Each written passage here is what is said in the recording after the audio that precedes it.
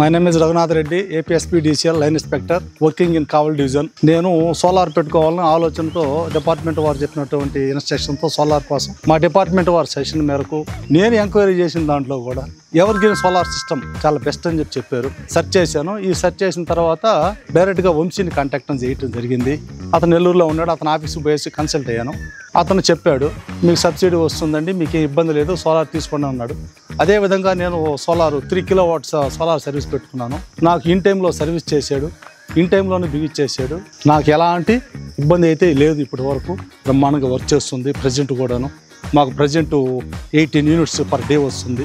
Subsidy కూడా పడిపోయింది కంప్లీట్గా. కరెంట్ బిల్ వచ్చేసి 3,500 రూపాయలు కరెంట్ బిల్ వస్తుంది.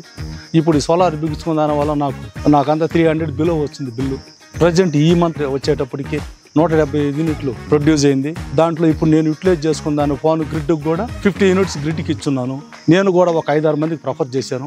వాళ్ళు కూడా ఎవర్ గ్రీన్ సోలార్ సిస్టమ్ అనే ఫిక్స్ చేసుకున్నారు. మీరు కూడా ఎవరైనా సరే సోలార్ ఇన్స్టాల్ చేసుకోవాలంటే ఎవర్ గ్రీన్ సోలార్ సిస్టమ్ని యూటిలైజ్ పెట్టుకోండి. ప్రతి ఒక్కరికి హ్యాపీగా ఉంటుంది.